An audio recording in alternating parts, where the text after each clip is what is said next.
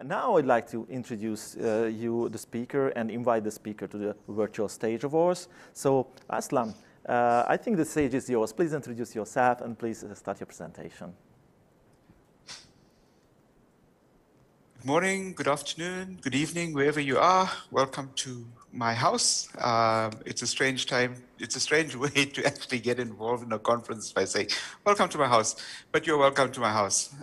And I'm going to dive straight into this. I'm not going to talk about myself as an introduction. But what I'm going to start with is the 22nd of November in the year 2000 at 4 o'clock in the morning. I was asleep and I was awakened by what felt like an earthquake. The bed was shaking. It felt like a tremor, and we don't have tremors in South Africa where I live. We don't have earthquakes where I live. And in my sleepiness, I turned to my side and I looked at my wife, who was 7 months pregnant, and I noticed that she was having convulsions. I looked at her face, her eyes were rolled up, her tongue was sticking out, her body was convulsing, and I realized she was having a seizure. And so I needed to do something about it quite seriously and urgently. And so I contacted the medical services first. I contacted our obstetrician second, who was looking after her pregnancy. And 2 hours later, we were at a hospital and she was stabilized to some extent. And I found out that her blood pressure had spiked and she had what is known as preeclampsia. And preeclampsia is exactly that, your blood pressure spikes. It's very common with pregnant women and it can be fatal. About an hour later, the doctor comes to me and he says, hey, I need your permission to perform an emergency cesarean on your wife. I'm going to try to save her life. And once we try that, then maybe we can try and save your child.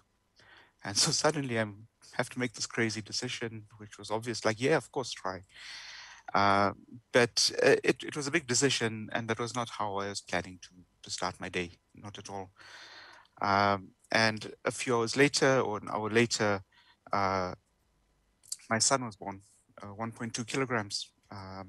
He was taken to the neonatal intensive care unit. My wife was taken to the adult intensive care unit. I was left standing in the theater. I walked into the intensive care unit to look at my wife. She was sedated. She had no idea what happened. She had no idea she had given birth. I walked through the passage into the neonatal ICU and I looked at my son. He was connected to a respirator and he was being kept on life support. I had no idea what to do. I went home. I literally went home. And I had to deal with that. And when I looked at that situation, and I think about it in a few hours of existence, I now had to focus on the rest of my life. And I've got responsibilities. I've got clients. I have a team. I have projects. Not too long before that, I had started my own company.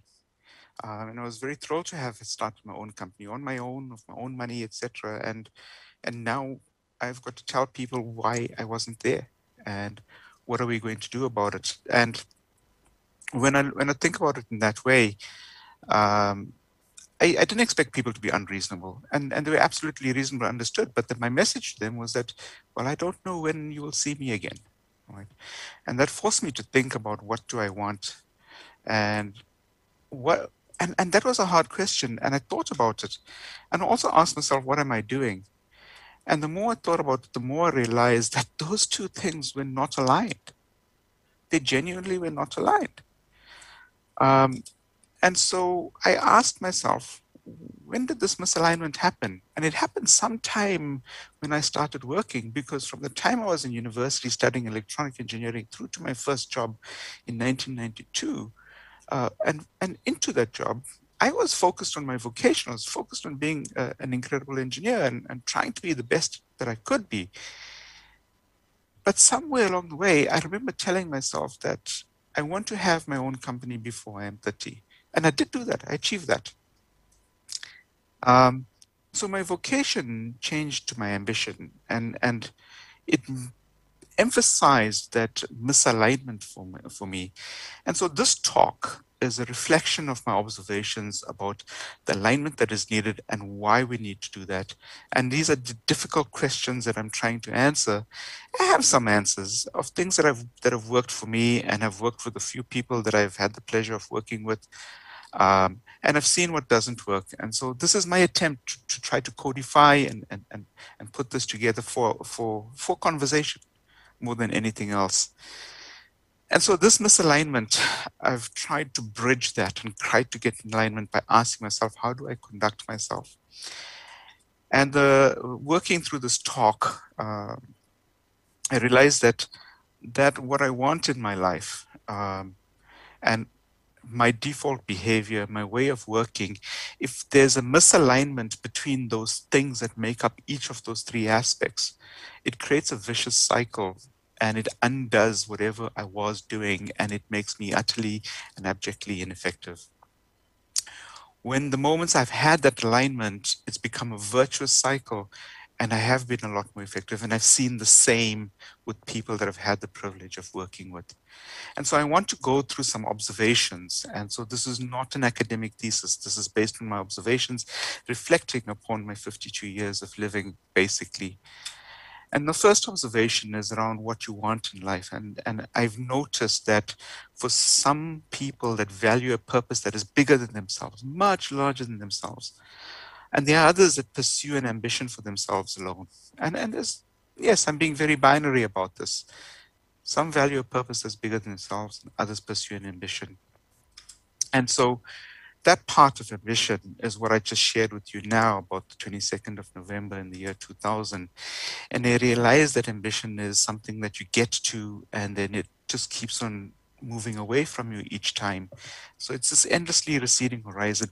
It feels useful in our youth as a way to start thinking about what you want, but it becomes this huge impediment and a weight as we mature and grow and as we age.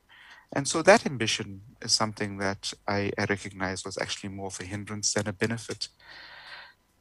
So I told you about the birth of my son, and I'll tell you about the birth of my child, my second child. This is a story of a brain hemorrhage, and my daughter was 1 month old. We rushed her to hospital and found out that she suffered a massive brain hemorrhage. She had lost half a blood volume through a bleed in her brain. And we were told within a few hours that she has a 5% chance of surviving. And after 5 days, she had come out of her comatose state and was starting to feed. The bleeding had stopped, and the doctor said, "We don't know what caused this, but she seems well. You should take her home." And from that day onwards, and she's now going to be 17 this July, and every year and every month that has passed, we've been trying to solve problems as it occurs. There's no hope involved in this. There's active work involved in this. And so I've come to the realization that problems are not anomalies in life. They are part of life, they exist, we work at solving them, and we continue moving forward. To be fatalistic is not beneficial in trying to come up with a strategy. And so let me tell you about another moment, which was probably the most toxic project I've ever worked on, that required the intervention of industrial psychologists. It was a project, and I've spoken about this at other conferences going back to about 2008. And there's details around it there, but largely it was the only project we've seen where there was overt hatred for each other, to the point where people were racist towards each other. They got to a point where people were almost physically hurting each other and getting into fights. And that was, I was young, I was immature, I was trying to lead a team, and I failed in that leading of that team. And I was focusing so much on the effort that we're doing, and I didn't value the outcome. What is it we're trying to do? And I didn't know how to convert that into focusing on being useful. And yes, it's layered with all the things that come with biases that exist in human beings. But I've learned from that, and there's a whole bunch of people who worked with me that we've collectively learned from that. And so valuing the outcome and not the effort is a key learning. Knowing your role in how to achieve that outcome as part of a collective, of a group, of a team, of an organization is equally important. And what I've noticed is that people who focus on impact and their use and contribution to that, they're generally satisfied. They're happy. They don't require validation. the validation and contentment comes from being useful. And part of this is about knowing when to quit and when not to quit. And part of this thing about standing and looking into the abyss and wondering whether it is genuinely the abyss is a big deal. It also means that don't waste your time on the small things, focus on the bigger things. Right. And so these are the things that I've found helps in establishing that purpose. And the other one is what I call the builders. The builders are the people who find the big picture and know where the boundaries lie. And they build platforms. They build not software platforms, societal platforms, organizational platforms.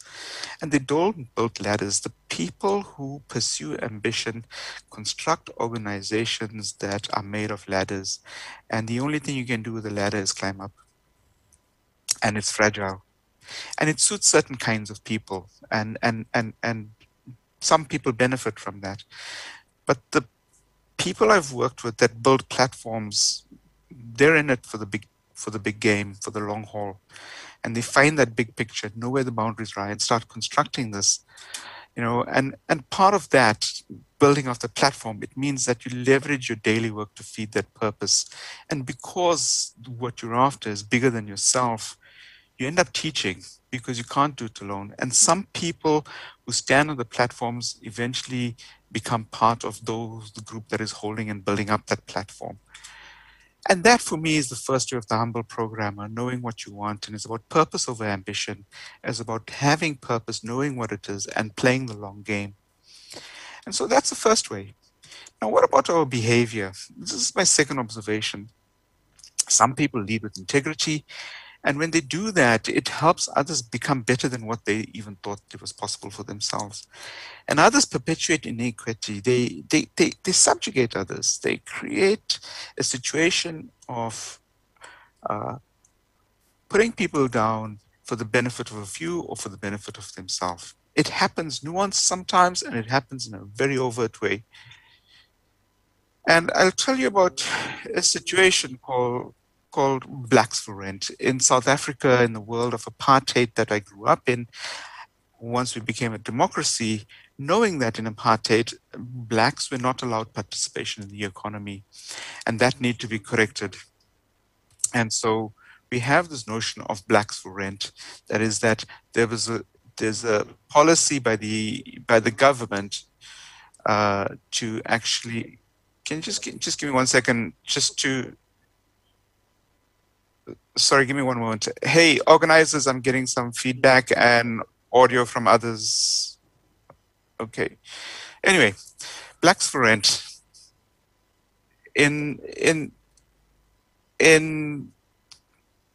Sorry, I'm being distracted by background noise by organizers talking in my ears. So give me a second to gather my thoughts. Okay, so what is it? Blacks weren't allowed to be part of the economy. The government instituted a policy where white-owned companies need to incorporate Blacks and share in that economy.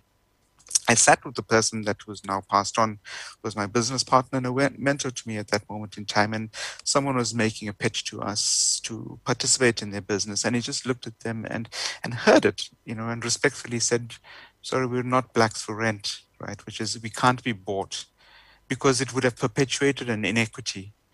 And that's happened to me several times in my life. I've been offered shares, I've been offered participation in companies, but it all came to a point where I would still be subjugated, and that was not useful. And I knew that because I recognized my oppression, I understood my oppressor, I have a sense of struggle, a sense of the history of that struggle, and also a little bit of humor to balance it out. And so holding the line, knowing when to hold the line and when to walk away is vitally important. And it comes from being kind, being fair, and caring about doing the right things. That's what it comes from. And there's another aspect that I've noticed is about this notion of success. And I've had success, I've tasted some of it in my life. And I've seen other people being successful. And some people have dealt with success in different ways, right? And success can distance you, can move you away from those that actually gave you that success or contributed to your success. And so it is important in that success. And I found that people that are most effective are incredibly grounded, especially in the face of success. And they surround themselves with critics. I have a dear friend who I think is the queen of surrounding herself with critics, and she has an inner counsel that she leans on all the time. And I'm constantly reminded that there are others that help you uh, remain on the ground and not get carried away by that. And in the act of being grounded, you then have the opportunity to use your privilege to open space and make space for others. Some of my tech heroes have uh, welcomed me by not even knowing me sometimes, to stand amongst them and learn from them. And that's a privilege that was afforded me. And I try to do the same. And I find that I prefer to work with people who also do that same. That is, use what they've gained to make space for the others to become part of that journey. At a much higher philosophical level, that is about relationships, and giving is a test of our relationship with others, whether it's you giving a box of chocolates or giving a hug or something more meaningful or less meaningful. It's a test of that relationship with others. Um, and on the flip side of that, there's an act of gratitude, and that gratitude comes from is actually our attention to the deep privilege that we receive. And that for me helps balance out the success that can be tasted and we can get carried away with. This one is a hard one in my life, and I've seen it play out with others in different ways.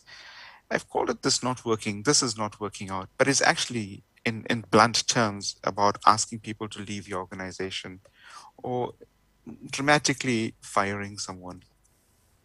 It's never pleasant, it's never easy, but it's actually about things are not working out. It's not about a personal vendetta against people, right? The thing that stands out for me is about learning to take responsibility and holding yourself accountable.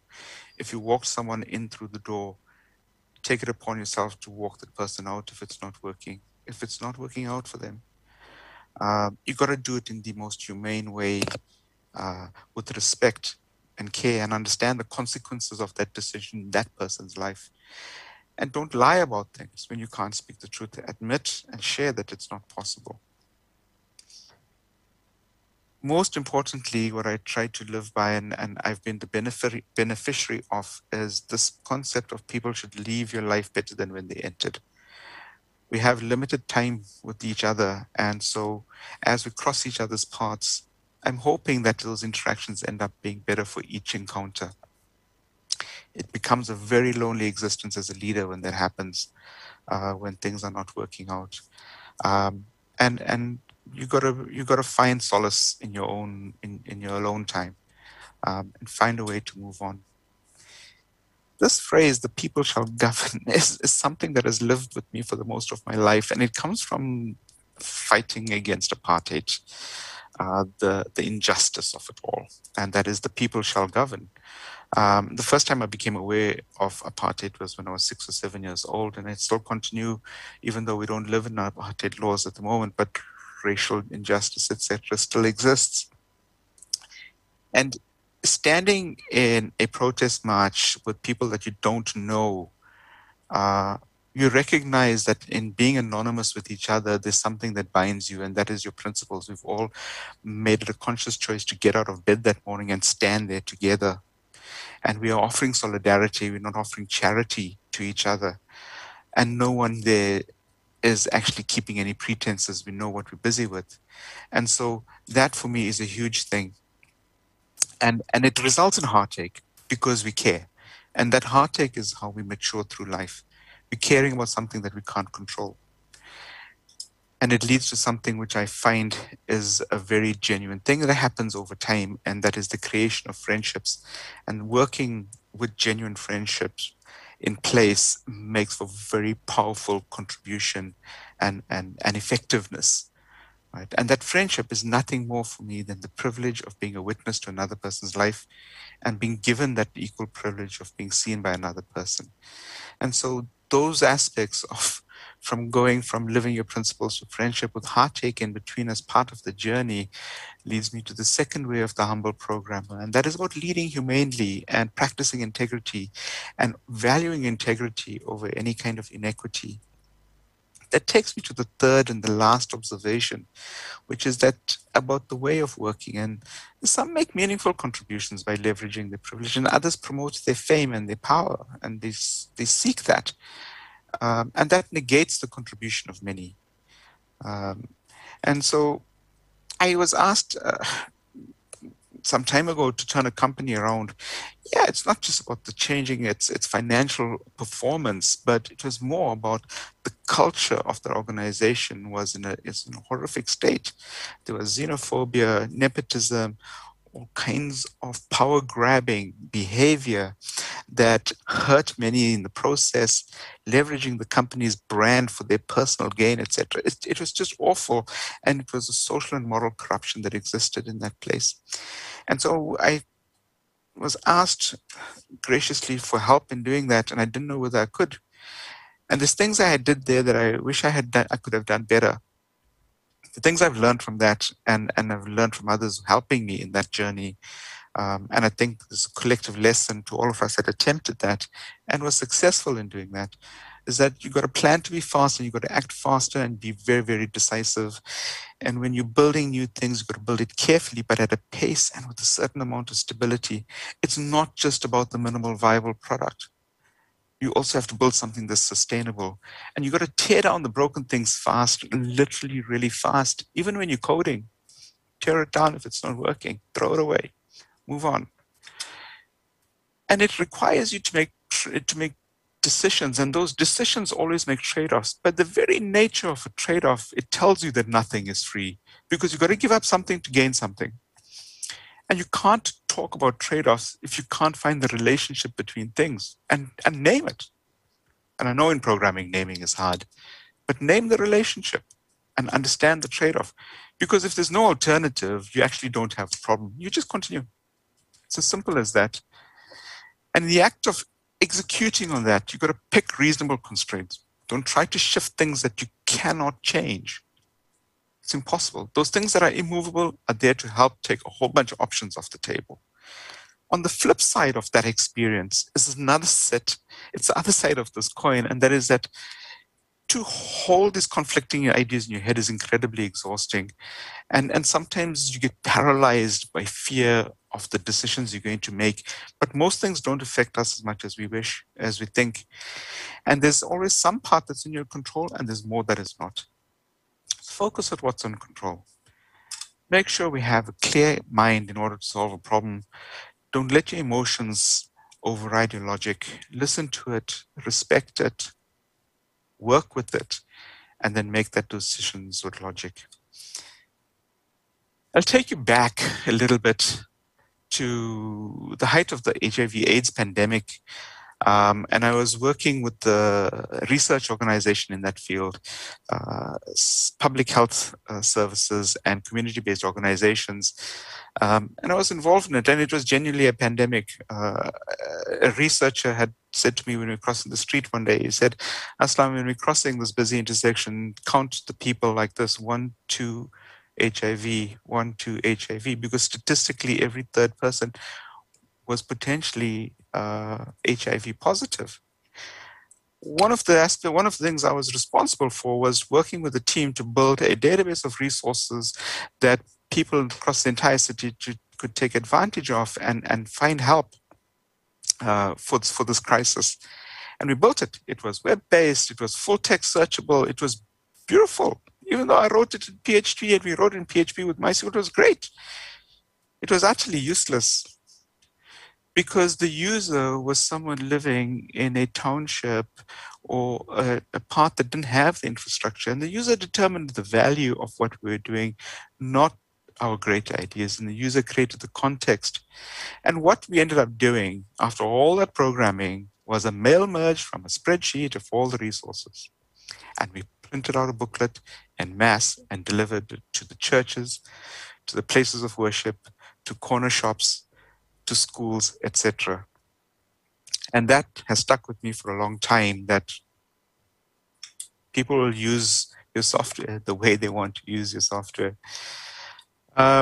And before that, I was involved in what I call housing the nation in South Africa. Disenfranchised people weren't allowed to, didn't have access to land and property, and so the government went out on this program of building houses for people that could not afford houses or were disenfranchised. And I thought I was building a subsidy system to manage the money that was put towards building houses, millions of houses. But in my absolute ignorance and confusion, I saw things that I didn't understand, and I thought I was programming something incorrectly. And that was the corruption. There were lawyers that were doing transfer of title deeds for fake houses and fake people. There were building contractors that were claiming to have built houses, then there wasn't even a scratch on the ground. And so by looking at things from different vantage points, angles, and distances, you can turn your ignorance into something a lot more powerful. More recently, talking about context created by the user, I was associated with a team that was building software for one of the largest trade unions in South Africa, and they were building a membership system. And I remember sitting one evening with the person who was leading up that effort, and she was sharing with me the struggle of how to model the membership system. And through that conversation, we realized that actually it's not about membership. It is about managing the fees that people give up, that 1% of their meager salaries that gives to the trade union to fight their battle. It's about moving of money. And so you realize that the higher order abstraction here is about the accounting of money. And that is free of the context of a trade union. And so while the user creates context, there are those few times in the world and in our work where we find this higher abstraction, and it is beautiful because it frees you from the context, and it can become a very powerful instrument. It's unfortunate that those are so few, but when we find them, treasure them, apply them. And the last bit here is about, can you build a portal? This is about a client that was struggling to keep up with the competition, and they wanted to build a portal and a mobile app and all sorts of things. And it was completely the wrong question, because what we found was that they were struggling because they were inefficient internally, not in the market. Inside, there was inefficiency. The costs were too high. And so had we considered and went and built that portal and mobile app, etc., we have been trying to find answers to a very badly framed question. And so when you're faced with badly framed questions, actually need to go and get clarification on that, but don't spend energy on that. You will be utterly ineffective. And that, for me, is the third way of the humble programmer. It's about seeking understanding, learning how to make better decisions, and building things of value by focusing on contribution over fame. So why do I think this is important? We have DDD, XP, continuous integration, continuous delivery, microservices, lean, agile, etc. We know how to refactor and how to build loosely coupled architectures. Why do I think that this is important? And for that, I'm going to tell you a little confession, is that I am not a full stack developer. And the last time I was a full stack developer was in my first job. And it was the only time when I worked with single threaded text user interfaces, a mixture of C and some 4GL, procedural programming. My database was a shared file system. And that's because the technology was easy to understand. The architecture fitted my head, even the code fitted my head. I could tell you which file to change over the telephone. As we've progressed, the architectures have become more complex. The decisions that I have to make of where to put this tiny piece of logic or algorithm is important. Does it go into this class? Does it go in a stored procedure? Does it go into that service? Where should it go? It's too much. It can't fit in my head anymore. And so what is it that we're expecting programmers to do? And a friend of mine, Suzanne Kaiser, does this wonderful talk, a series of talks about what it takes to build a microservices. And you go from service discovery, load balancers, circuit breakers, configuration management, monitoring, CI/CD, etc. And that's what everything that is in a full-blown microservice architecture is needed. And I'm not knocking microservices. There's value there, and it's important, and we should be thinking about how to build in that way. But it comes with a certain weight, right? And so I'll share with you something that has stuck with me for a long time, and that is that the competent programmer is fully aware of the strictly limited size of her skull. Therefore, she approaches the programming task in full humility, and among other things, she avoids clever tricks like the plague. That was Dijkstra in his paper, The Humble Programmer, for the ACM Turing Lecture in 1972. And he's told us about this problem that we have. I think we've run out of tricks, and the code doesn't fit in our head. And so is it even possible to be an effective full stack developer? I don't think so. I'm interested in full stack teams. And so back then, there weren't many programmers, and now we are short of programmers. And we have this concept of 2 pizza teams. So I used to always say that, you know, we've got more pizza than programmers. And every team or organization we work with says we are short of programmers. But what has changed? We used to write small programs that served a few people. Now we are building systems of systems that are meant to change the behavior of people and entire societies and even the whole world. And so we are expensive at best, and we are wasteful at worst. We cannot help ourselves, but we will continue building things that are ever larger. And so we cannot expect society to tolerate our ineffectiveness, nor can we tolerate it ourselves. We don't have a choice to be more effective developers. Yes, do TDD, do continuous integration, do all the things that make up and technically good systems. But for me, the secret sauce is the way of the humble programmer, having purpose, playing long, acting with integrity, leading humanely, seeking understanding, making decisions, and building things of value. And that, for me, is something that I treasure dearly. I've put down 51 things in this short talk for you. It's a crazy thing. I've never done this before. It was like, what are the 3 things I need to share in this talk? And I've decided to go with 51. But I'm 52 years old, so I'm going to offer you one more for each year of my life. And that is that the older you become, the more you have that you can look upon, and the further ahead you can see. And that, my friends, I thank you for your attention. Take what you want out of this, throw it away, make your own. But understand that we as a community of global software developers need to talk more about the way we work in addition to the code that we write and the systems we design. So thank you very much for your time. Thank you very much indeed, Aslam. It was a very nice talk and very touching at many points, actually. I would like to encourage the audience to put up their questions in the chat or in the Q&A. And also in the polls, you can always rate the different presenters. How much did you like the presentation, the topic, and etc.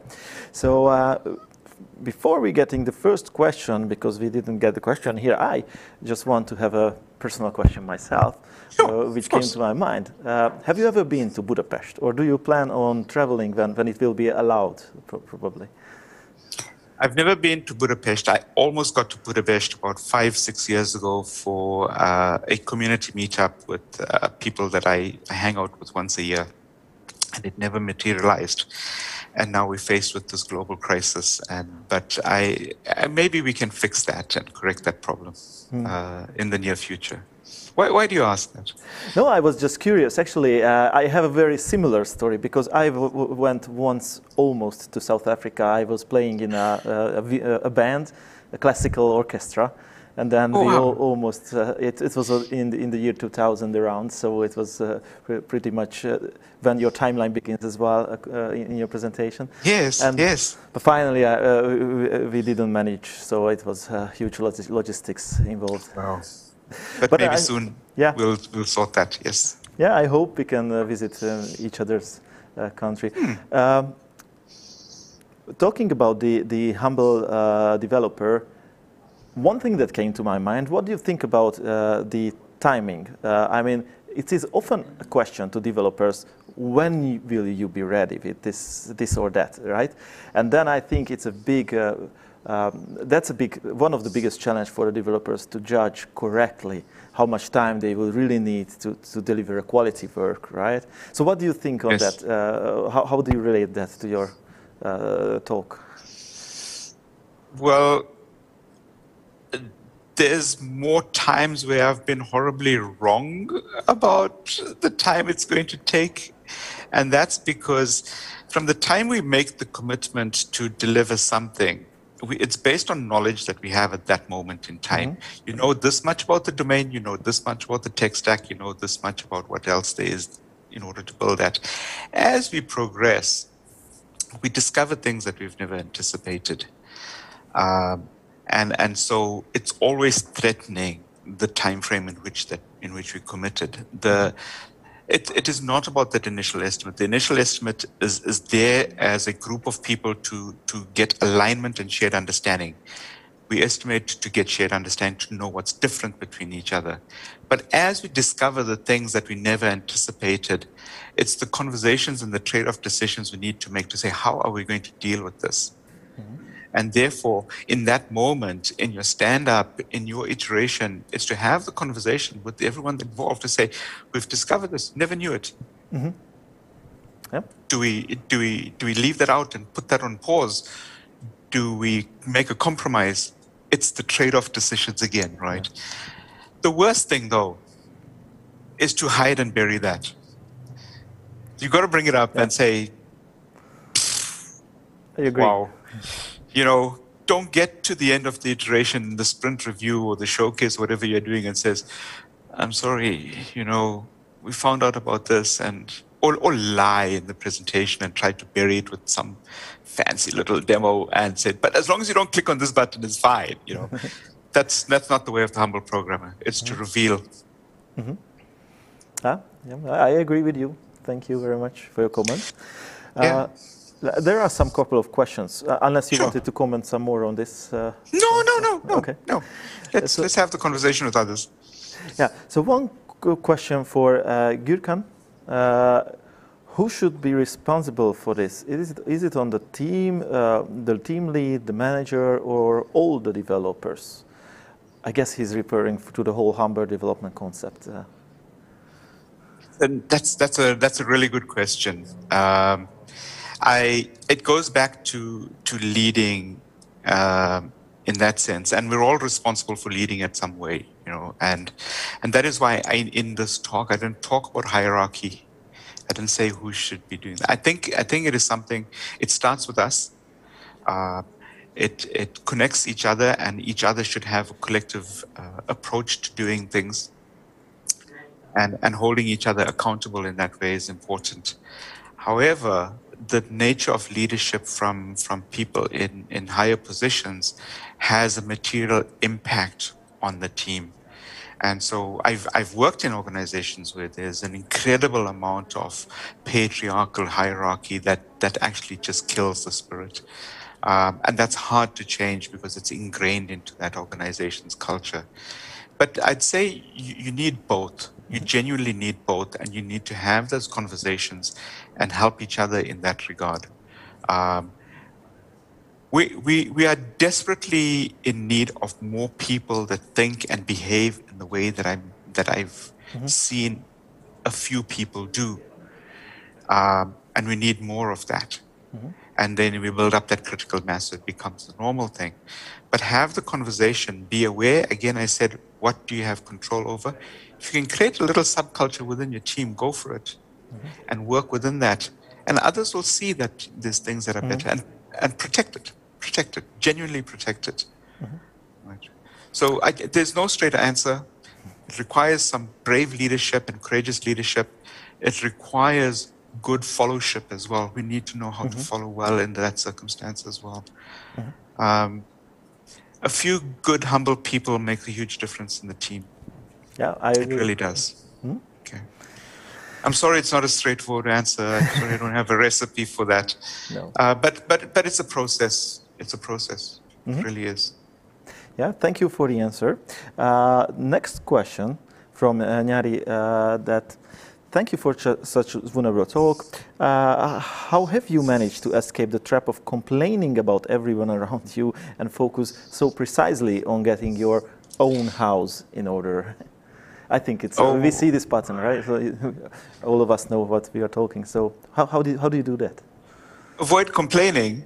Yes. And keep your own house. So I suspect this is I only know one Inyari, and she's your keynote speaker for tomorrow. Mm-hmm. So this is a crazy situation. So so how do you avoid complaining? I think it's okay to complain, but the complaining should not be your work. Mm-hmm.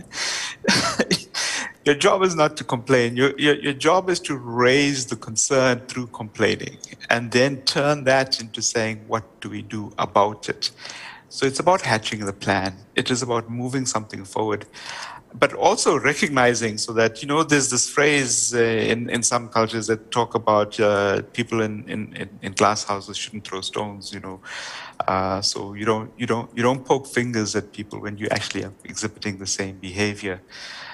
So it is about allowing room for that complaint to happen and then converting it into some kind of action and moving it forward.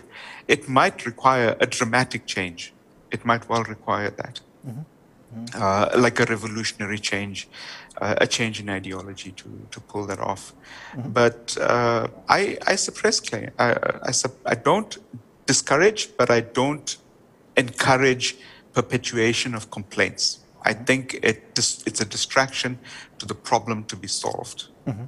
It's useful in knowledge, but to itself, it saps energy. Oh my goodness, it just kills energy. You know what it's like, right? When you walk into that room, it's like, oh, this person, oh, geez, here comes the complaint. Even in family, right? Oh my goodness, that aunt, my goodness. Yeah, it drains power. Yeah, let's. I think secretly Nyari has the answer. I know that. Maybe. Yeah. She'll tell us in the keynote tomorrow. Let's hope so. Let's hope so. Let's take another one from Laszlo Hegedűs. Do you think this approach can be spread in a reward and fame-led world? It seems that there are other values which are dominating today. So, what do you think about that? Yes, we are. We are dominated by rewarding fame, and we see it in social media, becoming an influencer and all sorts of things in that way. I think it's really, really hard. I think as society, we in a very big picture view of it, I think we're at huge risk of losing our way, and we create a very consumerist society that values a short-term existence, when actually the problems we are trying to solve are actually, the decade-long problems and maybe century-long problems that we need to solve. And so the more we reward fame, the more we are distracted from actually solving the problem. However, there are people who have acquired fame and use that fame in a very positive way. Mm-hmm. And it is not necessarily then, now I'm thinking out loud because it's a powerful question, is that it's not necessarily that fame is bad, it's what we do with that fame. I once worked with someone who was incredibly wealthy, and he said his job is to spend his money in the right way. Mm-hmm.